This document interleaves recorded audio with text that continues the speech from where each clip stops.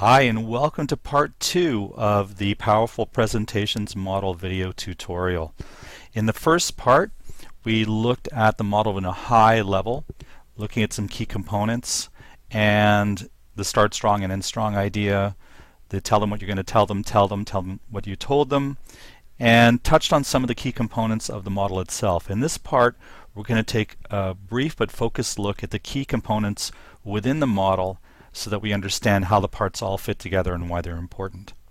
The first thing we need with a powerful presentation is a great hook. Now, a hook is there to get the attention of your audience and bring them in. It's like an invitation to listen to you, and that's all it needs to do. A really great hook also is in the context of what you're going to be talking about. So whatever hook you end up using, it needs to fall somewhere, broadly speaking, into the realm of either the environment you're in, the group you're speaking to, the organization you're in, the topic you're going to be discussing, something along those lines, or people are going to feel like, why are we talking about this over here when we're going to this other place? That's not really a complicated thing to pay attention to. It's just something that is important to keep in mind. So what is a hook? A hook can be a survey question of your audience. You could ask your audience, by a show of hands, how many of you have ever had some difficult experiences with this financial transaction that we conduct every day? And you'll see a bunch of hands. What's very important when you do a survey question is that you acknowledge the response. What we mean by that is, let's say you're in a room of 100 people, and when you ask the survey question, roughly half the hands go up. What you need to do is acknowledge that and say to your audience, oh, okay, so it looks like about half of you have had some difficulty. Then what you need to do is bring everyone on board. If you just stay with that, the people that didn't put their hands up are going to feel left out and alienated, or feel like they don't need to pay attention, or that the presentation's only for the people who put their hand up. With a survey question, it's important first to acknowledge the response, whatever you see, just a rough estimate of what you see the response is. And then say, so whether, and this is an example in this case, whether you've had a difficult experience or not, or if you've never even used the system, it's important to keep in mind that this varying experience impacts all of us. So that's just an example of a way to say, you may not have put up your hand up, but this still applies to you because it's something we need to all be aware of in order to address the problem or something like that. So remember to acknowledge the response that you see and bring everyone in. Please do not ask a survey question that says, have you ever experienced X? Because what you're asking the audience is to give you a yes or no answer.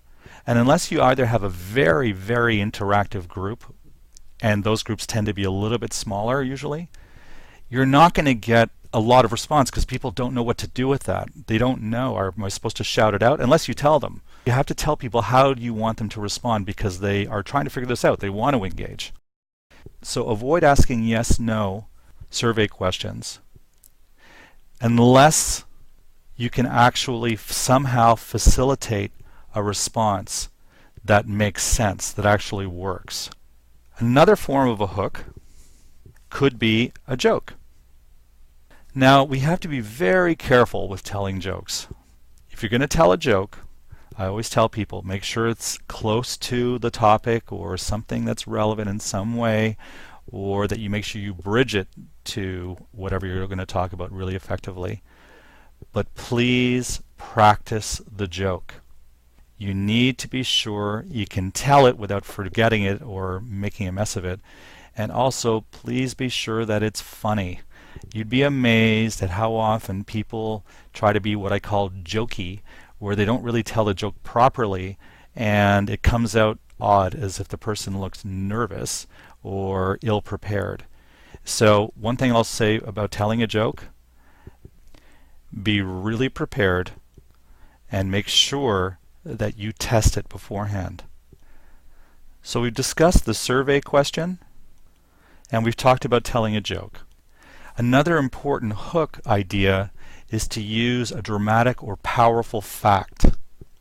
It could be a current event that's related, or something that came out in the news, or just the punchline from a study that came out recently, something that's really potent. Perhaps there's some news that's somehow related to the topic you're discussing, and you can share with the audience. If this is a business presentation, maybe you've heard a fact that too many people, 1 in 4, cannot access a particular web portal on our site efficiently, and so they're going elsewhere. Something like that. That will get their attention. Be careful that you use something that is both accurate and not overly dramatic. You're not there to act out a play. You're there to deliver a powerful hook. Make sure when you do a powerful fact like that that you link it to your thesis very clearly. Another great idea for a hook is to use a rhetorical question.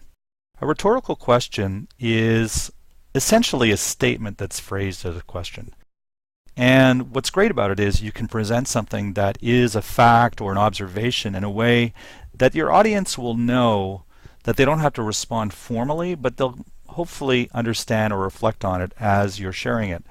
For example, you could say to your audience, have you ever noticed that the roads in our immediate neighborhood always seem to be under repair, as if they seem to fix something and need to go back and repair it over and over again? This is the kind of thing that you can say to your audience. Then you can move into your thesis with your audience kind of teased into listening to what you're about to talk about. And there are other hook ideas you can use, but these are 4 main ones that are really effective, and there are variations on all of them. And like I said, practice with the ones that you like and see what happens, see how people respond. There's lots of ways to do it. Rhetorical questions are great because they get people thinking, and it's a very open-ended, lighter version of a powerful fact in many cases.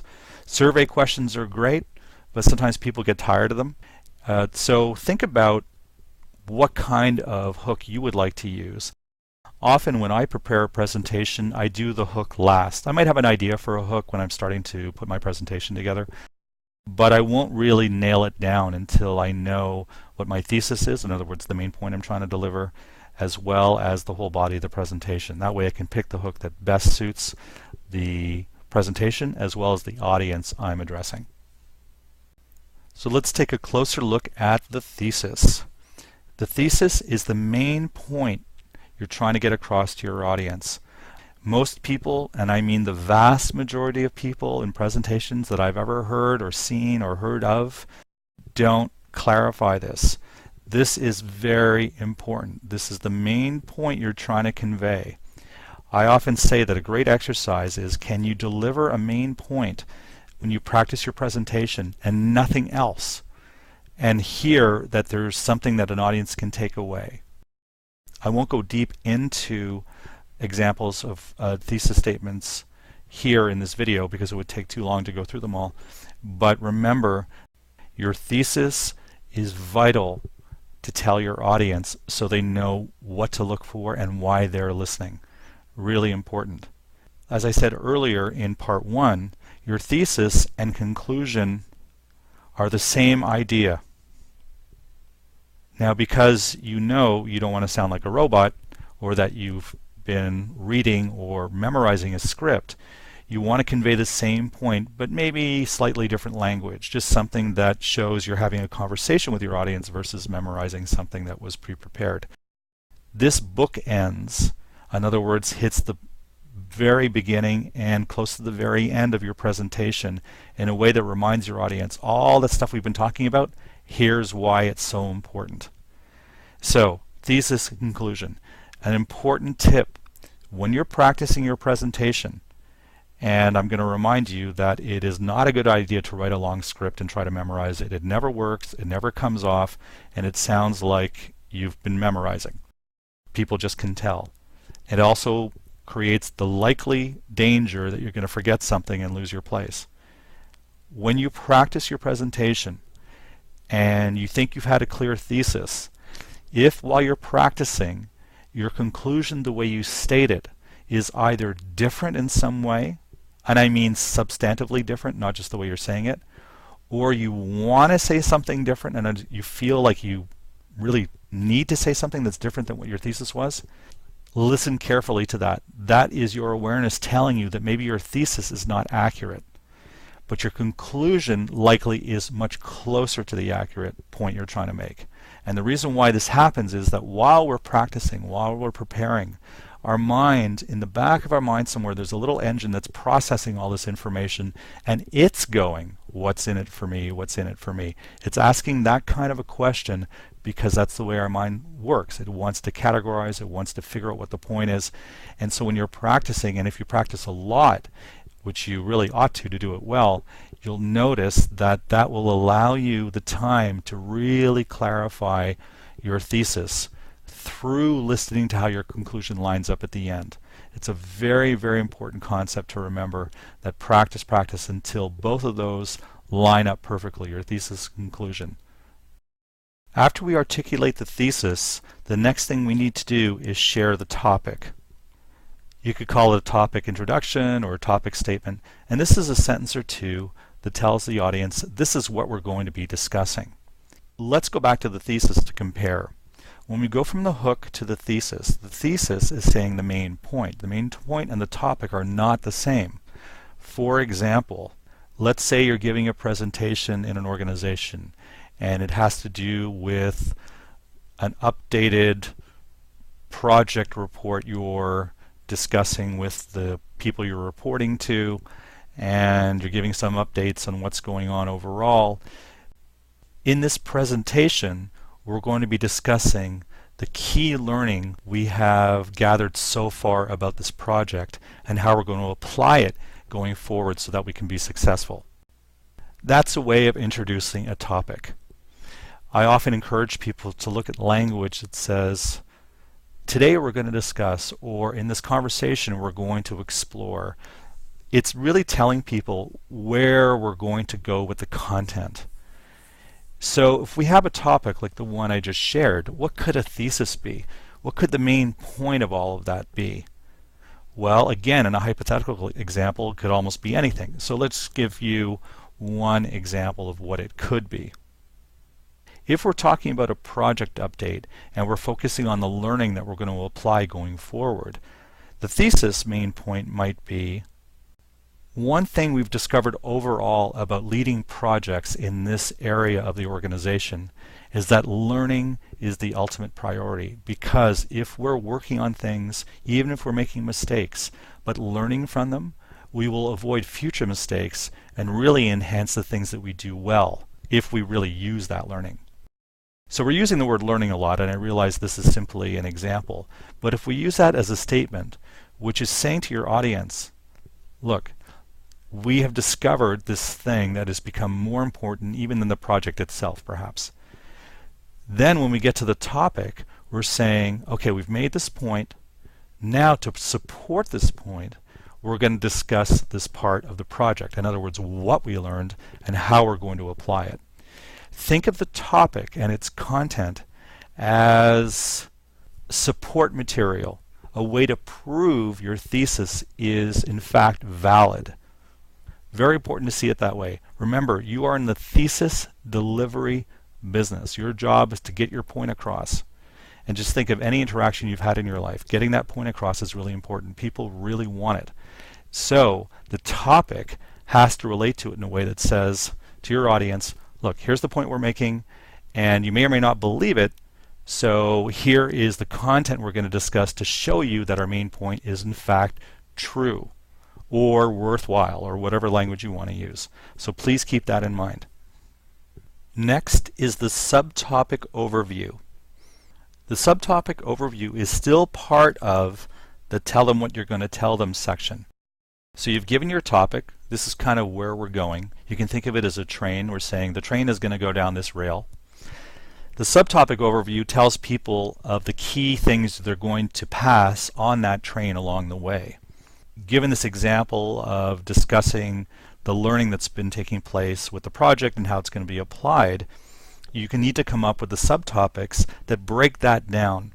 And this is where we get into something called the rule of three. Now, the rule of three doesn't always have to be a rule of three exactly, but the rule of three is a wonderful phenomenon that comes up in a lot of different ways, and it's really useful in a presentation so that your subtopics break down your topic into thirds almost.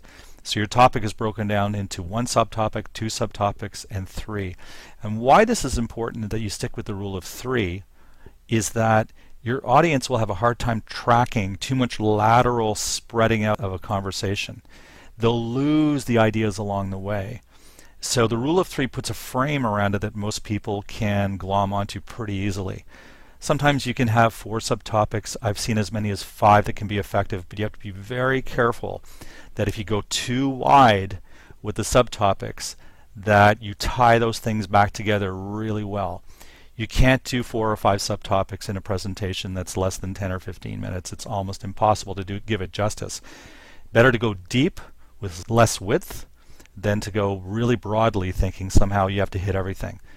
Where people tend to run into problems is that if their thesis isn't really clear, they'll start shotgunning some of the content in their presentation. In other words, they'll start including anything and everything because the thesis isn't clarifying exactly what the main point is, so selecting subtopic content becomes more vague.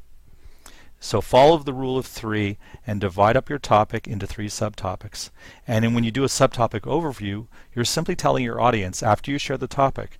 So we're going to explore this whole idea by looking first of all at what the core of the project is we're actually working on, what some of the key learning has been so far, and then we're going to look at how we're going to apply that learning going forward with the rest of the project we have until it's complete. What you've told your audience is we're going to do it by looking at these 3 aspects that feed back into the topic and hopefully prove our thesis to you as being really important. The next thing is developing the subtopics themselves. This is the core content that we are telling your audience. This is the tell them part, the discussion of your presentation. So as we just said, we've broken this presentation down into 3 subtopics. Each subtopic has 3 key components. Caution. When we're reporting information, we often will make the mistake that more is better, that we are there to deliver as much information as we possibly can. And sometimes that's true, but typically what we do is we actually baffle our audience by giving too many facts and too much data.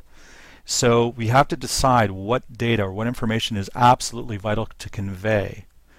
As you likely know, often when we present in organizations, there's a report that gets handed out or a summary or something along those lines. What can be effective in those cases is, since the presentation often precedes the report, you can hit the highlights and then in the report let people read through the much more in-depth detail and data that really won't come through in a presentation. So, what are these 3 components in a presentation subtopic? You have the statement of the subtopic. So just like we stated a topic, you have to state what the subtopic is, which you've already introduced in your subtopic overview. So you just go back and say, so what we're going to do first is tell you about the project. We're going to do this because, and each one has a sub-thesis. A sub-thesis is the main point you're trying to make with this subtopic. Just like a thesis is important for a whole presentation, the sub-thesis is really important for the subtopic. So you might say, in this case, we're going to begin by looking at the history of this project and why we're doing it to begin with. And we're going to do this because it's important to understand the context of what we're talking about overall, which is the vital importance of the learning process. What we've done there is introduce the subtopic itself and then added on the why we're talking about this. You need to answer the what's in it for me question again. We're doing this because we feel it's vital to understand the context, etc. Once you've done that, you get into the body, if you will, of the subtopic that we're going to call the story. So what do we mean by a story? If you're giving an organization presentation or reporting out on a project or something along those lines, you may have to provide some details. Visuals really help in this case, but you don't want to rely on a crowded PowerPoint presentation. You want to make sure you highlight. So maybe what you'll do is have some simple bullet points that help support your story. And in this case, since you're giving the context through the history of the project, you can say, we got together 18 months ago to look at this issue, so and so and so and so got together, and you tell the story in whatever amount of time you have about what it is you're trying to convey. people are listening to you because they've heard your subthesis, they've heard the main point of your subtopic, and they go, okay, great, let's listen to this because I know this is going to be important. And then you tell it. If you're in a situation where you have to share some information, what you want to do is share the most important information and tell people what the story is of that information. What does the information mean? It's your job to do it. If people just want dry data, they can read it in a report. But that's usually not what people want. Now you may be thinking, this is an informative presentation. Don't I have to be careful about my opinion? You don't necessarily want to go overboard with the opinion, but there is no such thing really as objectivity. You're there to give a perspective, and it's okay that you give that perspective in an informative. People want that. It's really about having the perspective as you, the speaker, sharing information with these folks, or in this case, you being either part of or the lead of this project, sharing the information from that point of view. Once you finish the story or the information that you share, you move on to your second subtopic and do exactly the same process. You share the subtopic. So you might say at the end, so now you understand a bit of the history of the project and have some idea of context. We're going to start looking at the key learning we've been taking away so far. And then you say the reason why this is so important is because ultimately, as we're repairing the issues that the project is there to do, the learning from that is also even more valuable. So that's just the subthesis, that's the main point of your subtopic, and then you get into the story. You're going to share some key learning from it and describe it. You don't want to list things. People often make the mistake of jamming these subtopics with lists. We discovered this, then we discovered that, da-da-da-da-da, da-da-da-da-da. You'll lose people after 4 or 5 or 6 of these things, and try to find the highlights and or tie the smaller bits together in the form, if you can, of a story. And I don't mean once upon a time, but in discussing something that draws people in and helps them understand how all these things relate to each other versus just doing a list. One of the best storytelling tools in terms of a presentation comes in the form of an example. So maybe you share a couple of pieces of information or data, and then you get right into it to really animate what you're trying to say by saying, for example, and then tell a story about that. It can be a real example or a hypothetical one. Same thing happens at the end of subtopic 2. Now we're going to move on to subtopic 3, and you go through the same process all over again. So here's the good news. Once you've done all this, the hook, thesis, done a powerful intro statement to go along with your great thesis, subtopic overview, and then you've had the discussion, the rest is actually quite straightforward and actually quite simple to do, at least from a content point of view, because you've done all the work. Now we move into the summary. Summary is really important. This is part of the tell them what you told them piece. What does a summary look like? The summary has a wonderful, simple structure, and if you do this well, you will have your audience just loving it because, again, like the thesis, which is the main point, of course, of the presentation, like the structure where you're not rattling off just a bunch of facts, your audience is going to love you for this because so few people bother to do it. People claim a lack of time, but I promise you, if you understand this structure, you can adapt it, and it will help you prepare because you know where to plug things in. The summary consists of a couple of things, and really just 2. You can start by saying, in summary, or to wrap up before we get to our conclusion. So we first looked at, and you talk about subtopic number 1 and subthesis number 1. Make sure you share what that subtopic was in your own words. Again, don't write a script that you memorize. It's going to sound very phony. Subtopic number 1 and the subthesis, the main point you made in that subtopic. And if you want, you have to be careful about this, you could include a little nugget of information, maybe a piece of information that is relevant to the subthesis that you feel would be adding a little bit of color to it. Once you do that, you then move to, we also discussed subtopic number 2 and subthesis number 2. And again, you want a little nugget of information, that's fine, but keep it really brief. We go to the third one and you tell your audience.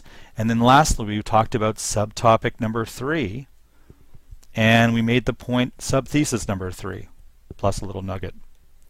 What you're doing is setting up your audience for the conclusion, the all-important, all-powerful conclusion, which is the partner of the thesis that you started with. Remember, you are in the thesis delivery business, and the conclusion helps you get there because you're restating your thesis in a way that just is another way of stating it, but it is the same main point.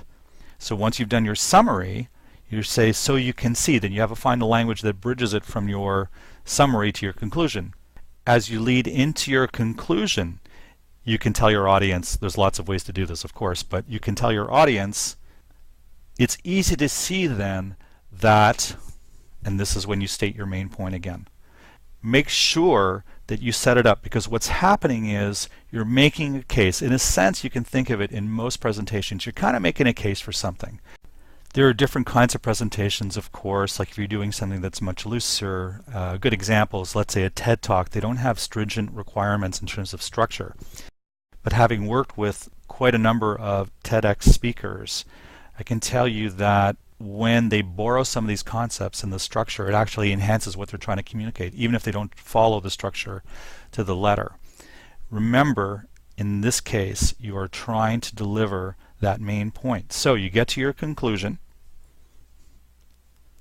and you've articulated your conclusion.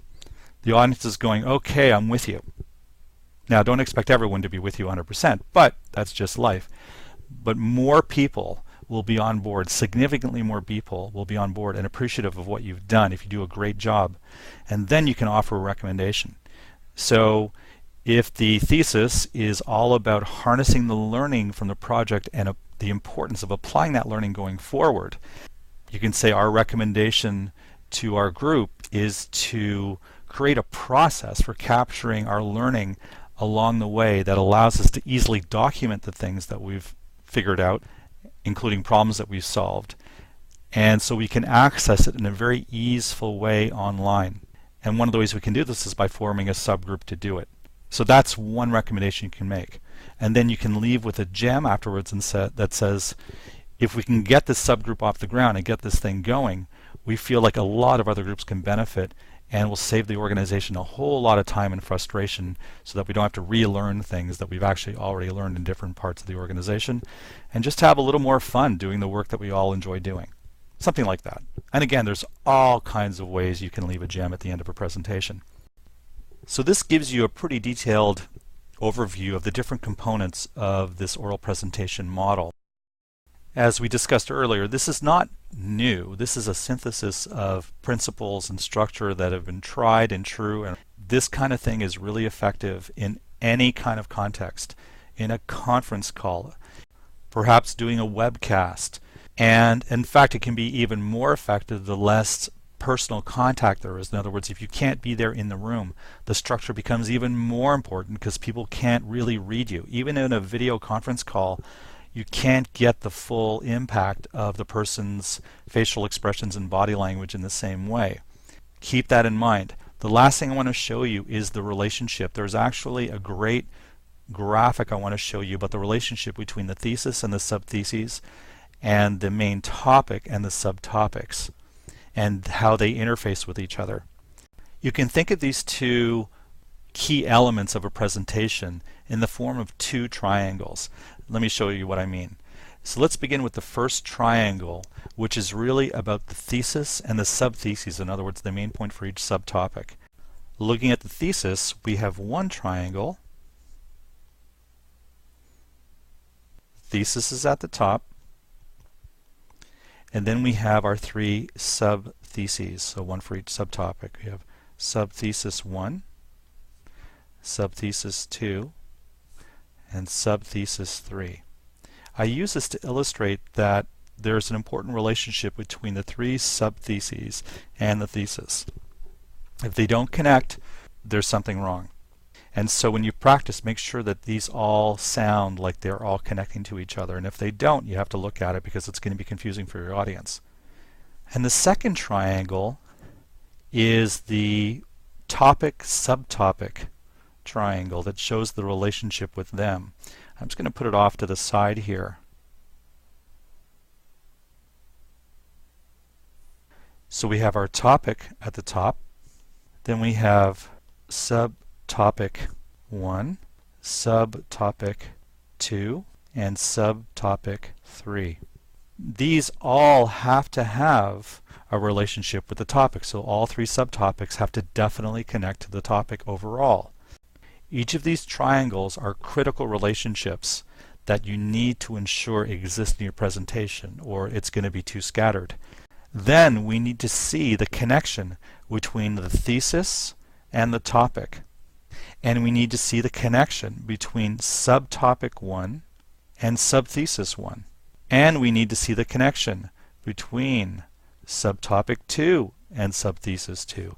And likewise with subtopic 3 and subthesis 3. In this way, you're going to have an amazing structure to your presentation that your audience probably won't even notice. They'll just feel like they're with you along the way the whole time. And that's what we're looking for. Remember, your hook is there to invite people into the process. The thesis tells them why they're even listening to you, what's in it for them, and the point you're trying to make that will matter to them. The topic says this is the trip we're going on to show you that our thesis is true and valid and important. The subtopic overview is the stops and the things we're going to see along the way. The discussion is the support information and insight that you're using to prove that your thesis is very important and true. You summarize to keep people with you, remind people where they've been, the trip they've been on. The conclusion reminds them. You see, we've done all this work, so of course, like us, you see that this conclusion is vital and valid. And here's our recommendation or our call to action to move forward. One last comment about the recommendation call to action. Why would we call it a recommendation versus a call to action? There's no hard and fast rule about this, but in practice, here's what happens. A recommendation is something that you use for something that's more of an informative, something where you're not expecting necessarily a specific action to be taken right away. A call to action is simply more action-oriented, which can also be used for informative. We see the term call to action a lot in sales and marketing campaigns. You know, they always say in an ad or anything online, you know, what's the call to action? What are we asking the person watching this to do? What do we want them to buy? And so on. The recommendation is softer. It's more like, let's consider this. Let's keep in mind that. Let's look at this from this point of view going forward. Something along those lines. It doesn't really matter what you call it. Just keep in mind what you're actually asking of your audience at the end and be really clear about that. So that's it for the model overall. By all means, come back to this tutorial over and over again because there are a lot of bits and pieces in here that are valuable to your success with powerful presentations. And of course, great structure can help so-so delivery remarkably. I've seen people who are soft-spoken and not very animated and not very clear follow the structure to a T and actually deliver an amazing presentation because they really did follow it. So it can actually give you a lot of confidence moving forward. So I wish you great success in all of your presentations and may they all be powerful.